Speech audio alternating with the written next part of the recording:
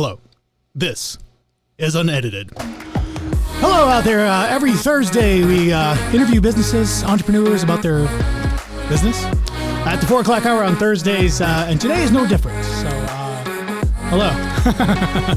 I got the guys here from SHARP Corporation here in Tempe, Arizona. If I may, or if they may, it's kind of easy to introduce both of them at the same time, but I guess I'd have to start with one each. So please welcome Joe. Welcome. How are we doing? Oh, and then also Joe. How you doing? There he goes. So all three of us are here on Thursday talking about stories and stuff that we endure as entrepreneurs and small business owners, trying to get through this whole thing we call business. So today's of particular interest because we've invited you guys here on CEO Network before. Not in this format. We did more of like a teach session. We kind of like went through this whole classroom kind of like Zoom thing when everybody was like the market was like no go. Everybody's just going to shut down mode. So we had you guys on, and I really didn't introduce anybody because you guys were like very secure with your image. So that's what we're here to talk about. We're here to talk about protecting your assets. That's the show. I kind of went off on a tangent with the title, but well, I liked it. It looked good. I think it's good. It's good. So we're here to talk to you about how we can do and develop ways to protect yourself, because there's just so many things critical right now regarding kind of what the war and everything else going on. Cyber attacks have been a huge thing these last few months, if not the last couple of years. Not to get political or anything, but there's been mentions of it in the political world and all that. And so we have to secure ourselves. We have to be a little bit more kind of in the know, I guess. Yeah, absolutely. I mean, it's a real thing. It's something that we're dealing with every day. And sadly, nobody's really safe anymore. I mean, on the internet, if you're connected, you've got connected nodes, you've got risks that have to be addressed. And, before we really get too deep into it, I don't want to scare everybody, right? Because some of the stuff, when you start talking cybersecurity, it can be terrifying. That was the one thing I was afraid of. If we came on, would I freak everybody out? Because there's a lot to be worried about. Yeah. And things that you should be conscientious of. Nowadays, it's no longer of, the world of cyber security or cyber attacks is no longer, little Johnny sitting in his mom and dad's basement and he's angry with the world. He's like, okay, I'm going to go and try to, like you see in the typical movies, a loner just sitting alone. You now have... These are large organizations who they have quotas, and they are in big buildings, and their job is to go to a certain industry and say, okay, Bob, you're going to go to the manufacturing industry, and your job this month is to ransomware $2 million worth of businesses. And that's been a big thing too lately. Exactly. Is the ransomware? It's like, hey, I'm going to hold your information hostage, and you pay me, and I won't exploit it or whatever. Yeah, I won't steal it. I won't make it disappear. Right. So, and that's where it's you can have a good cyber footprint. This can keep people up at night. Right. When you're sitting about thinking, what would be the worst case scenario for my business today, and is that if I can't access my data, I can't treat my customers, I can't do what I need to do to earn income. And the last thing you want to do is have to pay somebody, a bunch of Bitcoin to get your data back, right? And that's the big thing right now too, is Bitcoin. Oh yeah. Well, so that's what they because it's untraced, right? So it's easy to, if I'm going to do ransomware, there's no back end that can track where I'm transferring the Bitcoin from, and that's how they get you. So essentially, you'll have an end user because in any business, whether you've got 1 user or 30 users or 500 users, your biggest risk is your end users. It's the people who are working every day on your network. Yeah. I mean, I get probably 10, 15 emails a month or a week from PayPal. To my account's been locked. My favorite one is the Navy Federal Credit Union.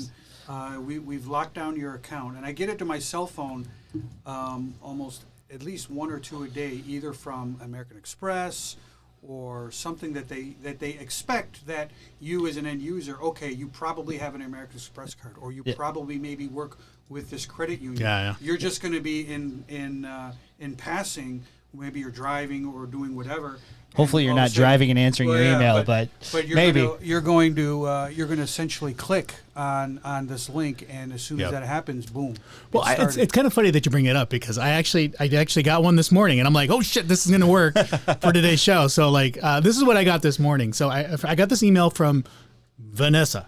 I've never met her before. I don't know where she went, but she's from the billing department and from Norton Security. So I blocked out the number. You know, when you get these things, you kind of like taken back a little bit. I think this is a little bit more obvious than anything else because you got billing department with a lowercase d and then these two lines. I don't know what that is. And I think, you know, when foreign actors or foreign people or people that aren't English speaking, whichever country that is, don't know.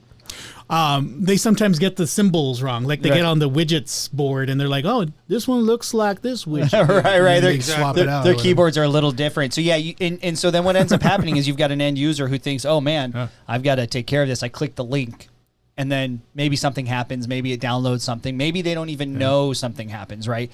And then 3 weeks from now, boom. A red screen or blue screen comes up and it says, by the way, your data's locked. I've got control of it. You need to transfer me 10 Bitcoin by the end of tomorrow or it's gone. And that's terrifying. And one of the big things that I've always talked to small business owners or even large business owners who the most common response I get when I ask, you know, what are you doing for your cybersecurity? They always ask, well, I don't have anything that would be worthy of them taking. So why would they go after me? And the reason being is that number one, it's easy, and number two, you are doing business with these other large businesses, like let's say large credit unions, or let's say you're Dr. John Smith, who happens to work very closely with Banner Health, and Banner Health is incredibly tightly locked, probably cyber attacked or at least attempted every single day. What they do is they use these small doctors who work with them as they backdoor to try to use them to get into these larger organizations. One thing I always tell them, I say, look, I asked them, do you have a Bitcoin account? And they're like, well, what is that? And I said, well, you need to go and get a Bitcoin account now. You need to start putting money in it because it's no longer, unfortunately, it's no longer a matter of if, it's a matter of when. Yeah. That's really the truth is we used to talk about how do you mitigate it? Like, how do you stop it from happening? And now it's how do you react to it when it does happen? And that's the unfortunate truth of when you've got geopolitical or even, there are still people in the bank in their mom's basement still trying to hack your business just for fun.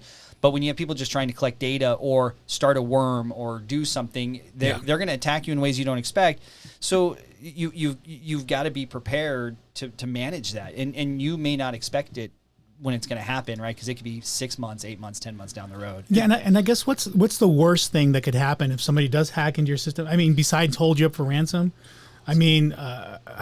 So let's say you have a customer base, right? You've got 50, 60, 70 customers that you're phone calling every day or that you're doing business with. Yeah.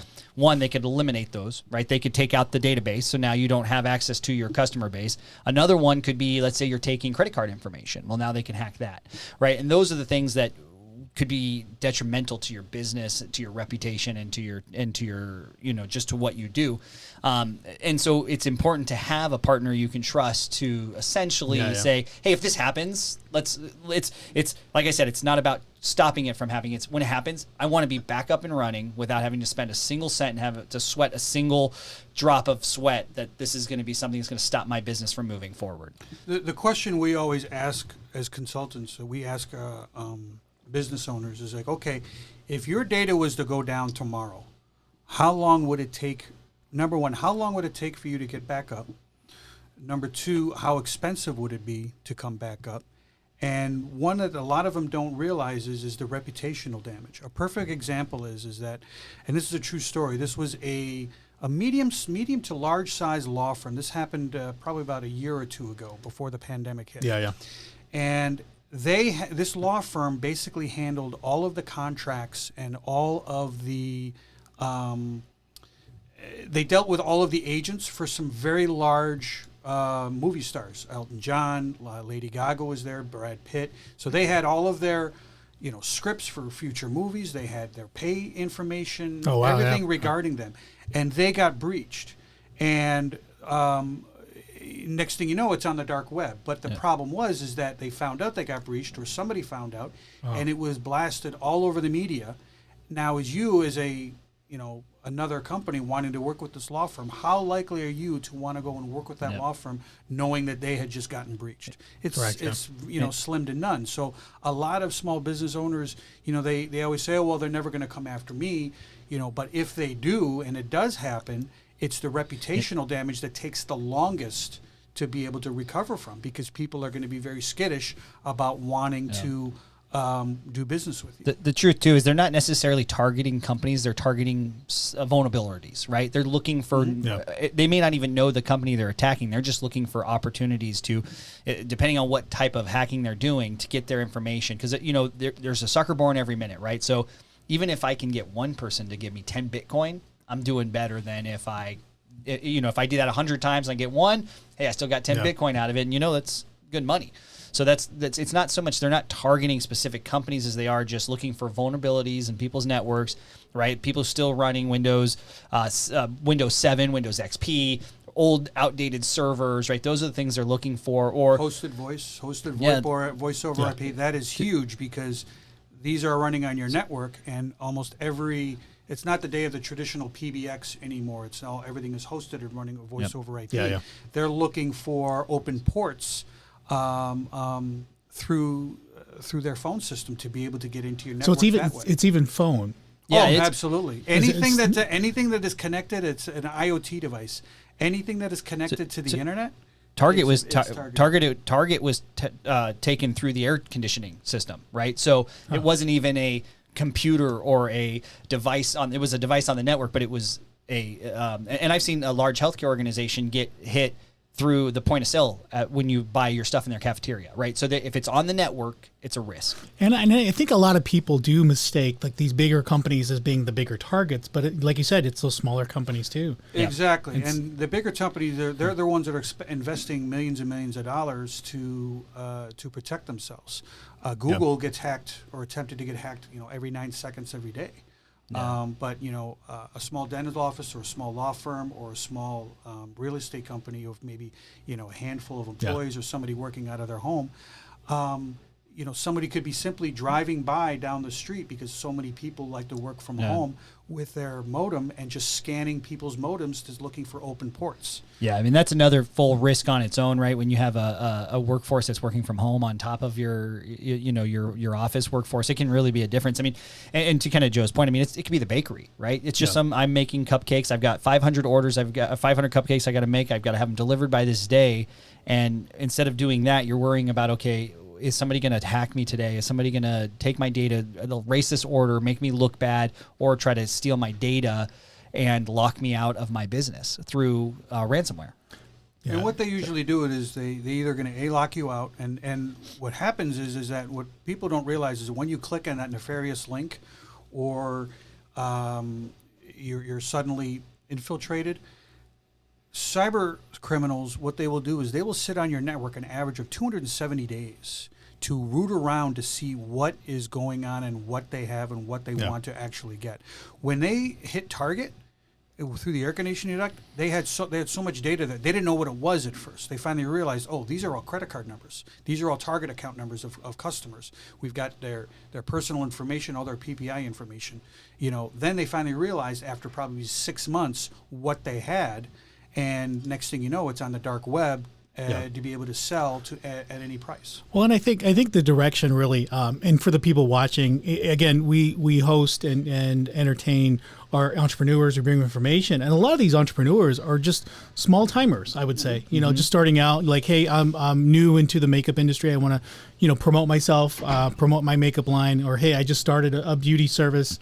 I just started a social media company, and I'm just starting out, and they don't realize like, hey, there are a lot of weaknesses there, and a lot of opportunities, and even somebody as small as that, they probably do get hacked, right? And we as consultants, we realize that when you start a new business, you wear probably 10 to 15 hats. You're the accountant.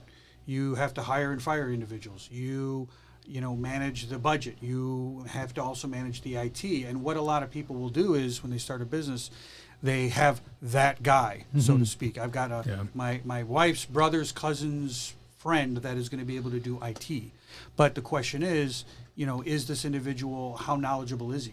Is this just something as a hobby, hey, I know how to set You up know, a my cousin modem. Hector knows IT services. All Yeah, right, exactly. He's But- good. He put his phone on. Exactly. But how is, if he's faced with a challenge of like, okay, I got a big blue screen here, what do I do? He's just going to be like, He's probably Yeah. more likely going to be able to fix your day-to-day stuff, right? I need a password reset, or I can't access the internet. Like that stuff, that's great that you have a guy for that. But you got to have, I always look at it as it's good to have a partner that you can essentially have worry about these other things so you can focus. Even if you have a CTO or a CIO today, their job should be looking forward, not dealing with what's happening every day, like the day-to-day menial task. If you can offset that stuff to a partner, then you can focus on your business and grow your business. And that's really, at the end of the day, what every entrepreneur and every small business here, right? You're those first few years, it's imperative that you are able to focus on growth. And we see it all the time. We'll go out in a customer, they have a guy, they have no budget for that, or they think they have no budget for that, but really what they don't realize is they're already spending quite a bit to manage those pieces. And it really, sometimes all it takes is just looking at the network, making sure that things are buttoned up. And then if something does happen, you have somebody who can help you get back right to where you were within 5 minutes before that actually happens. So when the user decides they want to, order the Nigerian prince and have them come to their house, and they click that link and it launches that attack, you can go right back to 5 minutes before that happened, and you don't lose any data, you don't lose any work, and your network is safe. And most importantly, the person who's trying to get Bitcoin moves on to the next one. Well, my cousin Hector hangs drywall pretty good, and he sets up my IT services. and in small, medium-sized businesses, we're talking companies of maybe 10 companies to 100, but even 1 to 10 companies, that we're finding the biggest issue is usually end user education, educating them on. They'll look at what they call, it's called spear phishing, where they would send a specific email to an employee, let's say Debbie, who is a sales rep, but they're acting as, hey, I am Susie in the accounting department. Hey, I need you to click on this. We need to update, something regarding your laptop. So they think, oh, well, it's coming from internally, so I'm going to click on it, and then sure enough, boom, it's... And I think we'll get into those learning lessons, too. We did have a question, though. Can you guys give me an example how you tailor your services to small businesses and entrepreneurs? Yeah, absolutely. So essentially, the first thing we would typically do is we would, we would perform an assessment, right? So the first thing we want to do is understand what you have, how many nodes, how that looks. Unlike a lot of providers, we don't have just base, okay, here's a gold package, bronze package, silver package. It's okay, what is it that we are trying to accomplish? Maybe you just want somebody to host your Office 365 for you, or maybe you want somebody to have the ability to do backup and disaster recovery, right? So then we would have the solutions that we could pose, and we would do it by the user. Yep. Or maybe you want to move to the cloud and you want to migrate your data and have it accessible. So it really depends on the use of what you're trying to do. But what we would essentially do is do the assessment, understand what you're trying to accomplish, and then we would tailor a package that would fit within your needs and your budget. Yeah, and I did want to talk a little bit about what to look out for. And as we're on the last kind of 10 minutes, we've been on the show for 20 minutes already. It's amazing. I know. It goes by I can do this all day. Wow. You have a second round, right? Next week we'll be coming back here. No, so I wanted to kind of tailor the last few minutes of things to look out for. Again, we're not here to promote any kind of service, but you guys are available for services and for assistance. Yep. I really wanted to bring home the point that there are certain things and certain behaviors, certain habits that we have that are probably not beneficial, that could open us up to being hacked. Probably for some of those guys out there, and I'm not going to admit it or not, but when I worked for Best Buy, one of the most security issues that we ever had was people being on porn. That happens. So if you're using your work laptop and you're getting on there because you need That's huge. Yeah. And it's bigger than really you realize. When I did work for Best Buy, I was one of the department managers, and that was one of the common issues we saw all the time. Of people having malware was because they're on porn. Yep. And there was a few times we had to report some of it because it was not appropriate. So in my early days, back when I was a young lass, I was in IT. I actually managed an IT company, and I would at night would have to scour. This is back before we had a lot of good tools that we have today. I'd have to scour each computer and look at the cookies and the cache and see what they're doing. And some of the stuff you see, you're like, my God, how did you do this right here, sitting in your cube in front of everybody? And then I'm running malware bytes or whatever. At the time, I think it was malware bytes or whatever. I'm running some solution, and it's finding all kinds of and we were at the time dealing with patient health information, so it was a huge risk. So we would have to constantly lock down computers, websites, and put profiles in place to do it. And so when you start talking best practices, I mean, obviously, first one is have a secure password, right? Don't just use password 1 or 1, 2, 3, 4. Yeah, like don't. And you know what? We laugh, we joke, but it's true. People do that, right? Don't use. If you want to be more secure, don't use things that somebody can find out about you by looking you up. Like, don't put Michigan State as your password because you went to Michigan State, and because I can find that on your LinkedIn. Yeah, because the social media, what cyber criminals will do is they'll look at your website, for example, first. Hey, I just created a brand new website, and you usually have a bio about you. Oh, well, this is where I went to school. I went to this school. This is who my wife is. So they're going to use combinations of words of Michigan State 1 or your wife's name and then maybe 1, 2, 3, 4, something of that nature. You always want to have, I recommend anywhere between 8 and 12 characters. You want to have maybe every other letter to be capitalized. Yep. Add in a number or two, but most importantly, you want to add in special characters, maybe an ampersand or an at signal, something of that nature. But you want to have it that is not so much specific to you, but most importantly is don't use that same password for everything. So if you, let's say, for example, you have banking. Write this down right now. If you bank, let's say, if you have, and this is very common because what they'll do is okay, I've got, X number of credit cards, I've got my banking information, and let's say I've got a couple other places I'll do. It's easy to remember that they'll just use the same password. You want to use a separate password for every single one to making sure. That's hard to remember. It is hard to remember, but you want to maybe keep something separate. Your phone, your computer, everything remembers it for you anyway. So exactly. The other thing, I mean, it sucks if you lose your phone though. Yeah, right. we would definitely, also just. It's always good to train if you're going to have employees and train them, set policies, make sure they know, have firewalls. If you have data that you're storing, make sure it's secure. But don't approach it with, hey, I've got a guy who can take care of me. Like when I get sick, I don't just go to a guy, right? I go to a doctor who's professional. You don't like Hector? Yeah, well, I mean, Hector's good. He's his doctor and drywall. And IT apparently. He knows a lot. He's probably driving Uber too at night. But how'd you know? I don't go to him when I'm sick. I go to the professionals, and yes, there are solutions that range for people out there from small businesses to large. And my pitch for us, right? This is my little pitch is just reach out to us and we can set up an appointment. We can have a conversation. And the thing is, Joe and I aren't even the smart ones, right? We would bring the smart people in and they would really delve into what you're doing, how you're doing it, what it looks like. And then we would help you guys find a solution. But really at the end of the day, just make sure your employees know, like, these are some things to look out for. Let's be smart. Let's have passwords. Let's not use our work. Let's make policies. Let's not use our work computer for porn. Our job is why not? That's what it's for. Our job as consultants, we want to be proactive and not so much as reactive. So we want to be able to put the right tools and the right everything in place from the very, very beginning. So we're kind of like like the Maytag man. You'll only call us when there's really seriously a problem. And what's nice is we could have agents installed on your PC that, it's a simple chat window away. Or if you want to actually physically call somebody, you can certainly call somebody as well. Yeah. So, I mean, at the end of the day, it's be smart, be aware of what is out there. And right now, cyber attack is a real threat because of what's happening. It's geopolitical. And again, not to get into politics at all.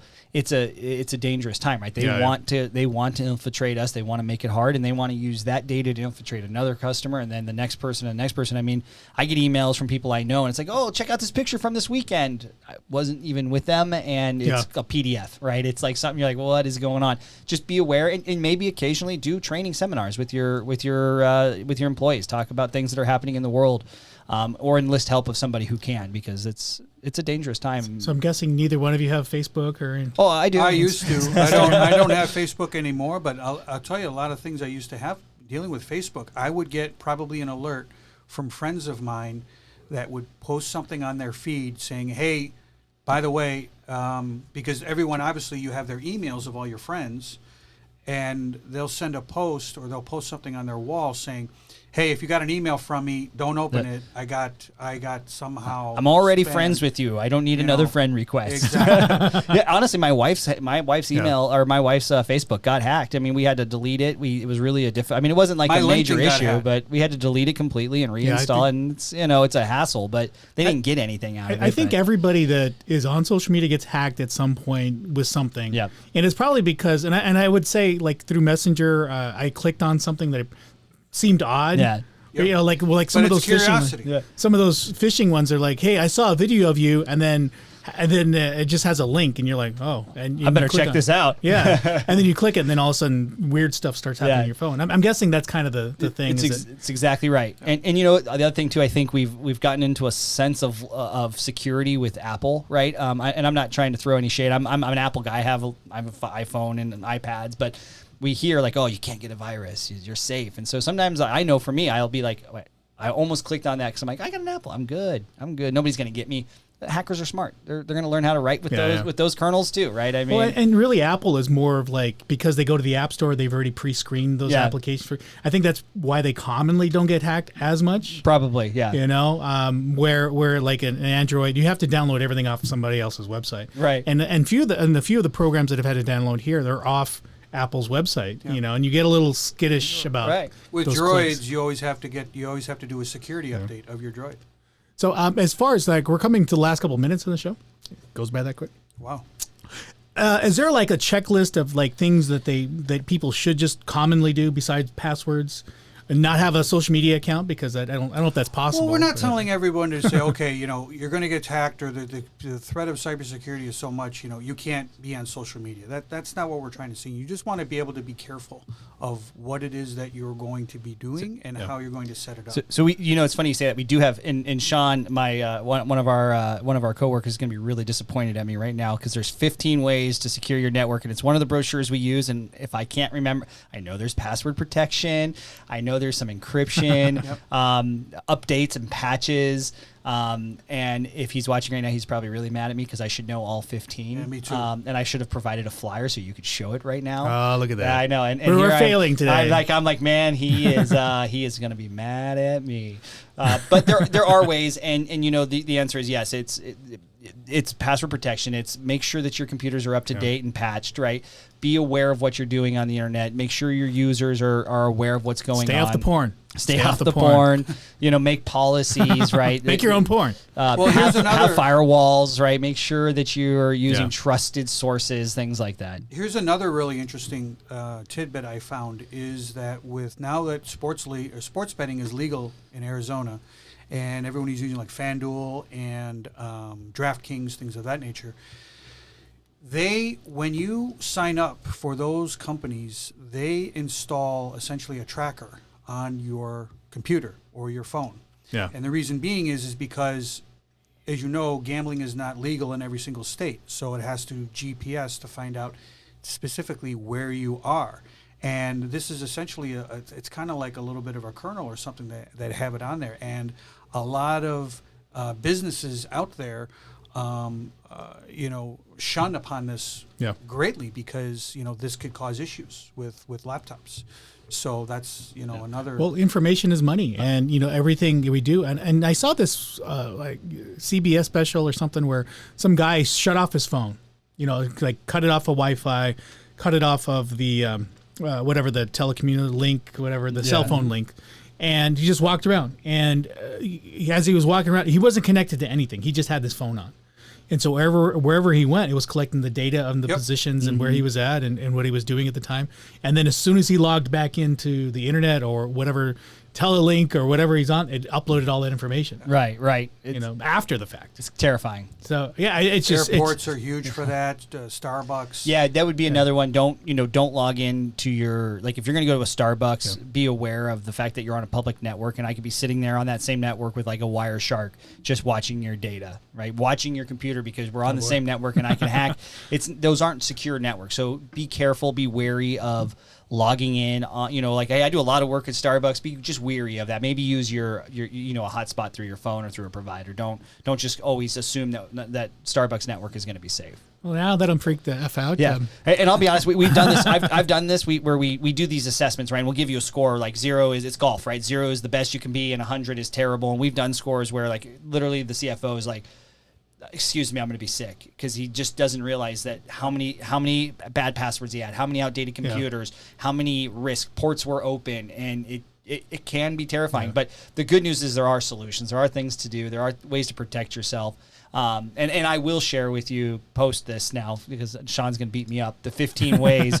We got 15 ways. Yeah, the 15 ways that you can do. If you're not protecting them, then you should maybe talk to a professional. And that would be obviously my pitch for us would be, just give the Joes a call, and we'll come out. We'll bring some smart people, and we'll have a conversation, and we'll see if we can help protect you. We're just looking to if we could get 15 to 20 minutes on your calendar to have a discussion. It could be eye-opening, and it could be something very simple. Yep. Our goal is to help you. We don't want to be considered as just like your vendor. We want to, our Sharp's philosophy is we want to be your partner. Yep. As you grow, we want to grow with you. And you do so many different services. Absolutely. Yeah. Can you guys give me an assessment of other services like phones, copiers, video screens, computers? Yeah, absolutely. So we really work in 4 categories, right? So we've talked a lot about IT services, right? But we have a document space, so we do multifunctional printers, copiers, standalone printers, managed print services. We do print management softwares to help reduce total operating expenses for print. It's a big cost for a lot of organizations they don't realize. We also do collaboration, so audio visual, just digital signages, interactive displays. Essentially, if you ever want to set up your conference room to be able to do remote, conference calls and have an interactive display, we do those a lot in classrooms. Yeah. We do have, so not to veer off too far off topic, you're going to be coming and attending our July event? Yes. Let me put that up there real quick. Please. So on July 21st, Thursday at 5:30, come and visit Joe and Joe. Yes, we'll be there. The double Joes. Joe squared. At our next RCO Network event on a Thursday. So if you guys haven't got your tickets yet, you can log into RCO Network and become a member, join for free, or you can pay for tickets, go to Eventbrite, or just head over to RCO Network on Facebook and sign up for your tickets. And we're actually going to try to be able to bring out one of our interactive display boards. Yeah, we're actually going to do a live podcast on that. Yeah, it'll be fun. It's going to be a lot of fun. So we're going to be doing this, what we're doing here, in a live format with the big screen. That's very cool. So we're going to be trying to do a lot of things. So if you can join and can attend, if you have any questions for the guys, we're protecting their data, their security. So go ahead and message us here. Or, do you want to give a phone number or a way to contact you? Or is that? Yeah. You can contact either one of us. My number is, you can certainly call my cell number at 602 That's secure. 469 4703, or just feel free to email me at joe.lafornara, L-A, F as in Frank, O-R, N as in Nancy, A-R-A, at sharpusa.com. Yeah, I'll go ahead and post that in the. And then Joe you can just put my email up there as well. So, I support Joe. Joe's one of my reps, so I support him. So if he's not answering, you let me know, and I'll make sure that you'll crack the whip. Oh, absolutely, for sure. You guys have been watching too much porn, cracking the whips over there. But is there last thing you want to say? Any further questions? We got a good. Thanks for the tips. Thanks, guys. Yeah, the main question is that if you reach out to me, I would be more than happy to. I could email you that 15 checklist. The 15 ways to secure your network. Yeah. And the question you want to ask yourself: if you cannot answer or check off every single one of these, then we really should have a discussion. Yep. And talk about how we could help your business. Yep. And it doesn't really matter how small or big you are. We've done projects for companies as small as, we just did one today he's a small real estate guy. He's got 4 employees. Yeah. And we've done ones for very, very large, larger businesses. So it don't, doesn't matter. Don't just go in with the fallacy that because I'm small or just starting that you're completely safe. I mean, be smart and you can be safe, but at the end of the day, let's just, let's do what we can to take care of your business, and, whether it's us or somebody else, just always be smart. I always like to tell customers that, Apple computer, started with 2 guys in a garage. Yeah, absolutely. There's no reason why you can't grow to something like that. And, you have a dream, you want to be an entrepreneur, and you want to grow and be big. We want to help you get there. Well, I feel like I'm pretty big. I will tell you that without showing you. But if you guys want to join us, I think we're back to the porn again. we're going back to the porn again. But we're here every Thursday talking to small businesses at the 4 o'clock hour. So if you want to join us, watch us on YouTube. We have plenty of other videos out there. Plenty of other entrepreneurs. Thank you, Joe and Joe. You're welcome. Thank you. The Double Joes. We'll catch you guys another Thursday. Yeah, we look forward to it. Absolutely. Thank you, guys. See you guys later.